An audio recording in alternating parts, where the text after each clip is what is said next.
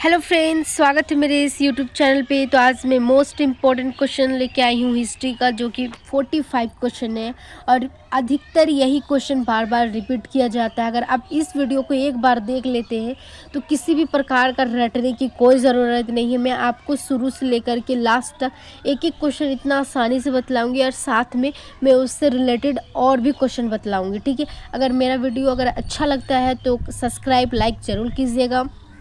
अगर आप 12th में है, ठीक है, 12th में है, चाहे कोई भी कंपटीशन की तैयारी कर रहे हैं, ये हिस्ट्री से ये क्वेश्चन तो पक्का आता है। तो आप देखिए कि ये क्वेश्चन क्या है और कैसे आता है, तो चलिए बने रहिए। और पहला क्वेश्चन क्या कहता है, हड़प्पा सभ्यता किस नदी के किनारे विकसित हुई थी। हड़प्पा सभ्यता थी, आपको पता है कि हमारे देश का सबसे पुराना स्थल हड़प्पा सभ्यता है। हड़प्पा सभ्यता की खोज कब हुई थी, तो हड़प्पा सभ्यता की खोज हुई थी 1921 में। किसके द्वारा किया गया था, तो दयाराम साहनी के द्वारा। और ये किस नदी के किनारे विकसित हुई थी, तो ये सिंधु नदी के किनारे विकसित हुई थी, ठीक है। अगर हम लोग दूसरा क्वेश्चन देखते हैं तो दूसरा क्वेश्चन देखिए क्या बोलता है, मोहनजोदड़ो का अर्थ क्या है। जो मोहनजोदड़ो है उसका अर्थ क्या है, तो मोहनजोदड़ो का अर्थ होता है मृतकों का टीला। क्या कहलाता है, मृतकों का टीला कहलाता है, ठीक है। तीसरा क्वेश्चन देखिए, वेदों की रचना किस भाषा में हुई है। जो वेद है, ठीक है, हमारे कितने वेद हैं, टोटल 4 वेद है, ऋग्वेद, सामवेद, यजुर्वेद और अथर्ववेद। सबसे पुराना वेद कौन सा है, ऋग्वेद है। और ये किस भाषा में लिखा हुआ है, तो ये संस्कृत भाषा में लिखा हुआ है, ठीक है। चौथा क्वेश्चन चलते हैं। चौथा क्वेश्चन क्या बोलता है, महाभारत का युद्ध किस स्थान पर हुआ था। तो आपको पता होना चाहिए कि महाभारत का युद्ध कुरुक्षेत्र में हुआ था। कहाँ हुआ था, कुरुक्षेत्र में हुआ था, ठीक है। फिर देखिए पांचवा क्वेश्चन कहता है कि मौर्य साम्राज्य का संस्थापक कौन था। जो मौर्य साम्राज्य था उसका स्थापना किसने किया था, तो पता होना चाहिए कि चंद्रगुप्त मौर्य ने किया था। देखिए इसका लास्ट में क्या आ रहा है, मौर्य आ रहा है, चंद्रगुप्त मौर्य ने किया था। और मौर्य साम्राज्य में 3 बड़े शासक आए थे, ठीक है। चंद्रगुप्त मौर्य थे, बिंदुसार था और अशोक था, ठीक है। चलिए नेक्स्ट क्वेश्चन की ओर। अशोक ने किस युद्ध के बाद बौद्ध धर्म अपनाया था। जो अशोक थे वो उसने किस युद्ध के बाद बौद्ध धर्म को अपना लिया था, तो ये पता होना चाहिए कि 261 से 262 तक कलिंग युद्ध चला था, ठीक है। और कलिंग युद्ध पे क्या हुआ था, इतने सारे खून, पूरे धरती खून से रंग गया था, जिसके कारण अशोक ने युद्ध करना छोड़ दिया और उसने बौद्ध धर्म को अपना लिया और अपने धर्म के प्रचार के लिए अलग अलग देशों में जाके प्रचार किया, ठीक है। 7वां क्वेश्चन क्या कहता है, बौद्ध धर्म के संस्थापक कौन थे। बौद्ध धर्म के संस्थापक कौन थे, तो बौद्ध धर्म के संस्थापक थे गौतम बुद्ध, ठीक है। कौन थे, गौतम बुद्ध थे। जैन देखिए, जैन धर्म के 24वें तीर्थंकर कौन थे। जो जैन धर्म के 24वें तीर्थंकर कौन थे। जैन धर्म में टोटल 24 तीर्थंकर आए थे। कितने आए थे, 24 आए थे। जिसमें पहला कौन था, पहला क्वेश्चन पूछता है 23 पूछता है और 24 का पूछता है, ठीक है। तो पहला में आ जाएगा, देखिए पहला में महावीर स्वामी आ जाएगा। कौन आ जाएगा, महावीर स्वामी। अगर हम लोग को पहला पूछता है कि जैन धर्म के प्रथम तीर्थंकर कौन थे, तो कौन थे, ऋषभ देव थे, ठीक है। अगर ये पूछा जाए कि 23वां तीर्थंकर कौन थे, तो कौन आ जाएगा, पार्श्वनाथ आ जाएगा, ठीक है। चलिए 9वां क्वेश्चन की ओर चलते हैं। तो गुप्त वंश का स्वर्ण युग किसे कहा जाता है, तो देखिए गुप्त वंश को ही क्या कहा जाता है, गुप्त काल कहा जाता है। गुप्त काल, इसको स्वर्ण युग क्यों कहा जाता था, क्योंकि इस समय इतने सारे सांस्कृतिक ये क्या बोलते हैं, चित्रकला, सारी चीज़ों का विकसित हुआ था यही समय में। और ये समय एक ऐसा समय था जिसमें एक शहर का निर्माण हुआ था, ठीक है। चलिए 10वां क्वेश्चन की ओर चलते हैं। नालंदा विश्वविद्यालय किसके लिए प्रसिद्ध था। जो नालंदा विश्वविद्यालय, ये नालंदा विश्वविद्यालय कहाँ स्थित है, तो आपको पता होना चाहिए कि ये बिहार में स्थित है, ठीक है। जो कि बिहार का सबसे फेमस क्या है, विश्वविद्यालय है। और ये शिक्षा के लिए प्रसिद्ध थी। किसके लिए प्रसिद्ध थी, शिक्षा के लिए। यहाँ दूर दूर देशों से शिक्षा ग्रहण करने के लिए इस विद्यालय में आया करते थे। 11 क्वेश्चन क्या कहता है, दिल्ली सल्तनत का पहला शासक कौन था। अगर दिल्ली सल्तनत की हम लोग बात करते तो उसका पहला शासक कौन था? कुतुबुद्दीन ऐबक था। कौन था? कुतुबुद्दीन ऐबक। 12 क्वेश्चन कहता है कुतुब मीनार का निर्माण किसने शुरू करवाया था? जो कुतुब मीनार है वो किसने शुरू कराया था? तो देखिए इसका कुतुबुद्दीन ऐबक, इसने भी क्या किया था? कुतुबुद्दीन ऐबक। ठीक है, अच्छे से याद कर लीजिएगा। देखिए ये 11 पूछा है कि दिल्ली सल्तनत का पहला शासक कौन था? तो दिल्ली में ही क्या है? कुतुबुद्दीन ऐबक है। तो दिल्ली में कौन है? दिल्ली में कौन रहते थे? कुतुबुद्दीन ऐबक। और दिल्ली में ही क्या है? कुतुब मीनार। ठीक है, तो इसका आंसर राइट आंसर होगा कुतुबुद्दीन ऐबक। 13 क्वेश्चन कहता है मुगल साम्राज्य की स्थापना किसने की थी? जो मुगल साम्राज्य है, मुगल, उसकी स्थापना किसने की थी? तो मुगल साम्राज्य की स्थापना की थी बाबर ने। किसने की थी? बाबर ने की थी।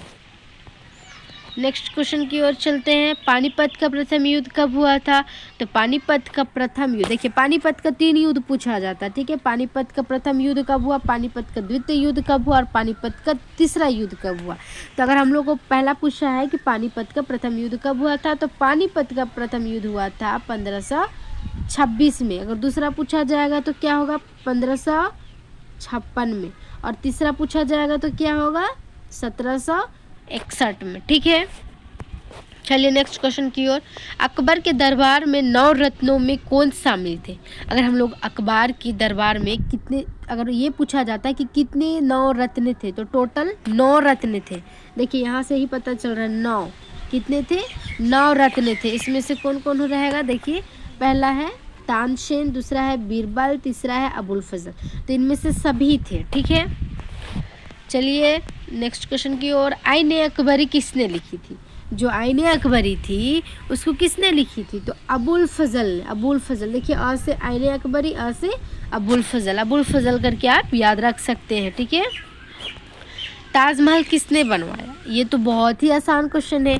ताजमहल किसने बनवाया था? शाहजहां ने। और किसके याद पे? अपने बेगम की याद पे बनवाया था। ठीक है, चलिए सिख धर्म के संस्थापक कौन थे? जो सिख धर्म है उसके संस्थापक कौन थे? तो सिख धर्म के संस्थापक थे गुरु नानक। कौन थे? गुरु नानक। चलिए नेक्स्ट क्वेश्चन की ओर। भक्ति आंदोलन के प्रमुख संत कौन थे? अगर हम लोग भक्ति आंदोलन की देखते हैं तो उसके प्रमुख जो संत थे, मतलब कि उसके पालन करने वाले, तो वो कौन थे? कबीर थे, तुलसीदास थे कि सूरदास थे? तो इसका राइट आंसर हो जाएगा इनमें से सभी। ठीक है, 20 क्वेश्चन क्या कहता है? प्लासी का युद्ध कब हुआ था?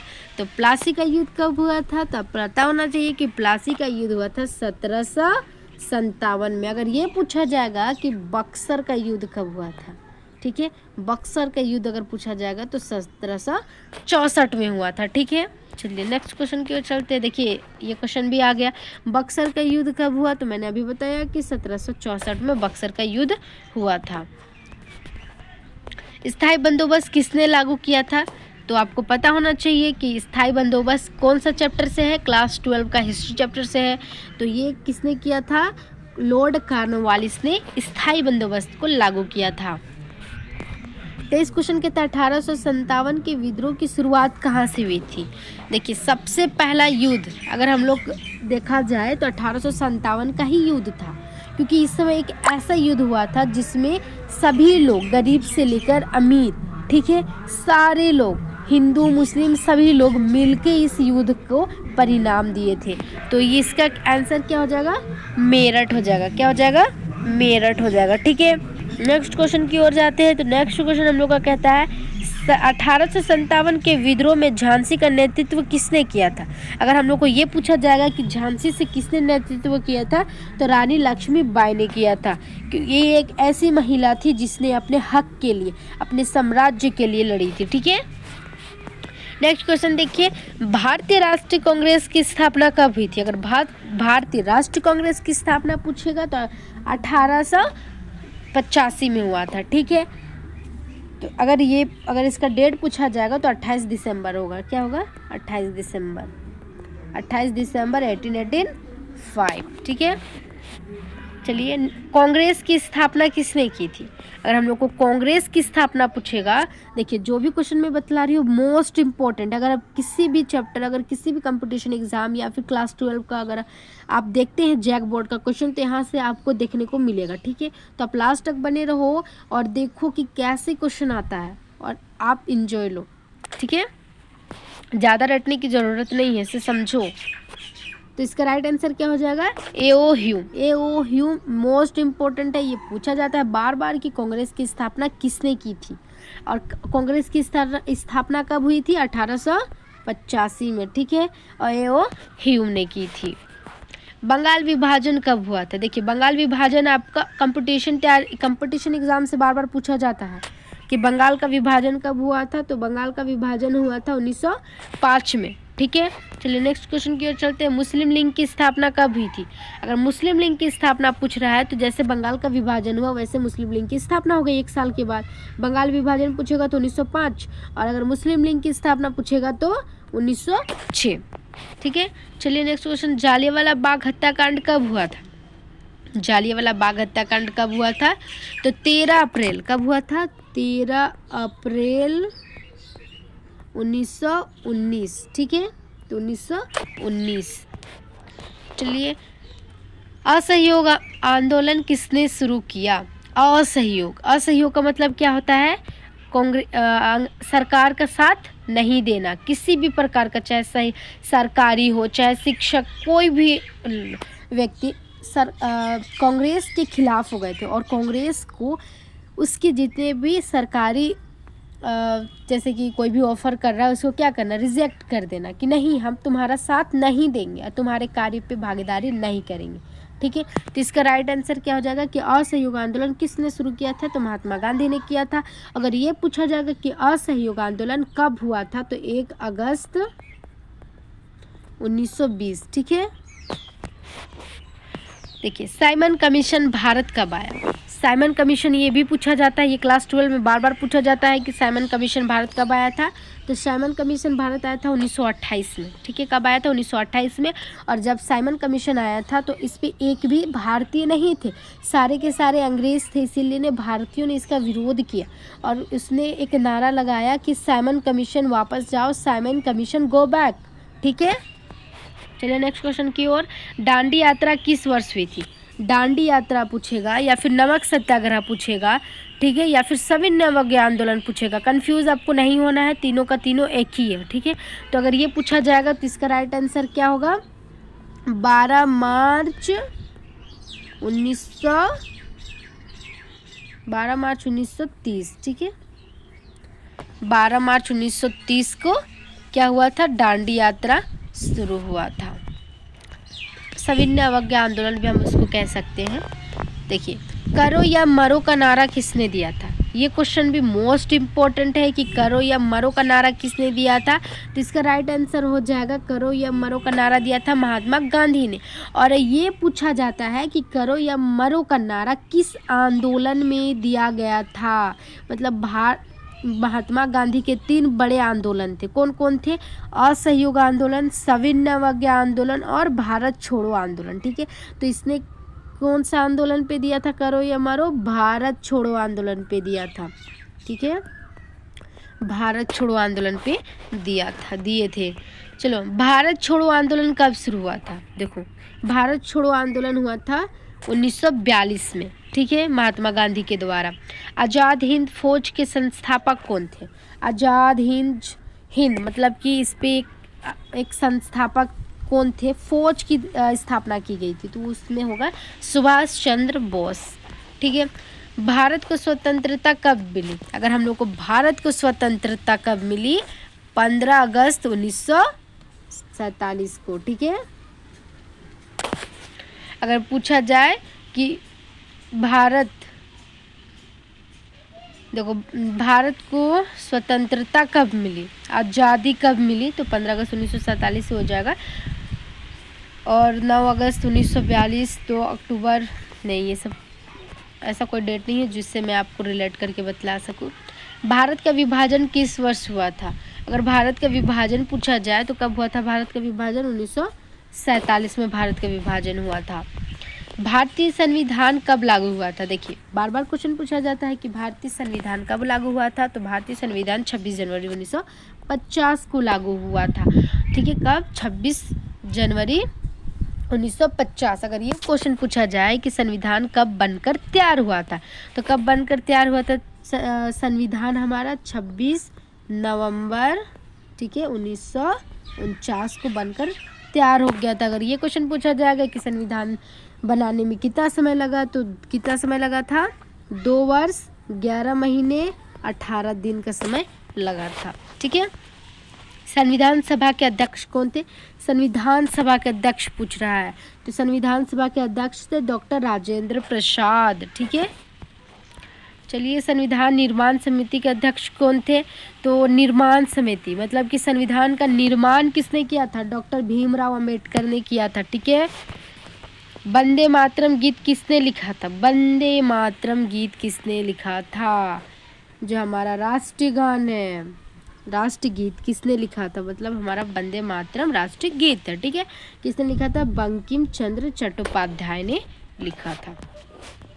गीतांजलि के लेखक कौन थे? देखिए गीतांजलि के लेखक थे, देखिए रविंद्रनाथ टैगोर थे। ठीक है, कौन थे? रविंद्रनाथ टैगोर थे। नोबेल पुरस्कार पाने वाले पहले भारतीय कौन थे?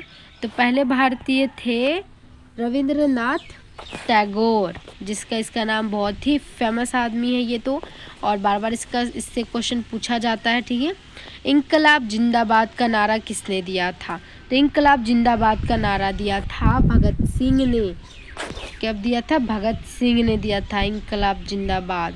भगत सिंह, सुखदेव और राजगुरु को, तीनों को एक साथ फांसी दिए गए थे, और इसने अपने खुशी अपने जान को क्या किए? निछावर कर दिए देश के लिए। संयुक्त राष्ट्र संघ की स्थापना कब हुई थी? तो संयुक्त राष्ट्र संघ की स्थापना पूछ रहा है, तो ये हुआ था संयुक्त राष्ट्र संघ की स्थापना हुई थी 1945 में। कब हुई थी? 1945 में। ठीक है, ऐसे ही मोस्ट इम्पोर्टेंट क्वेश्चन मैं लेके आऊँगी जो आपकी एग्जामिनेशन में बार बार पूछे जाते हैं। ठीक है, और अगर मेरा ये वीडियो अच्छा लगा तो प्लीज़ सब्सक्राइब कर दो मेरे चैनल को, ताकि मैं ऐसे वीडियो बनाती रहूँ और मुझे मोटिवेट मिले। ठीक है, इतना मेहनत करने के बाद अगर व्यूज़ नहीं जाता है तो बहुत ही ख़राब लगता है। तो प्लीज़ मुझे सपोर्ट करो, ताकि मैं ऐसा इम्पोर्टेंट क्वेश्चन आपके लिए लेके आऊँ। मैं तो आपके लिए ही मेहनत कर रही हूँ। ठीक है, चलिए चलते हैं। ठीक है, बाय बाय।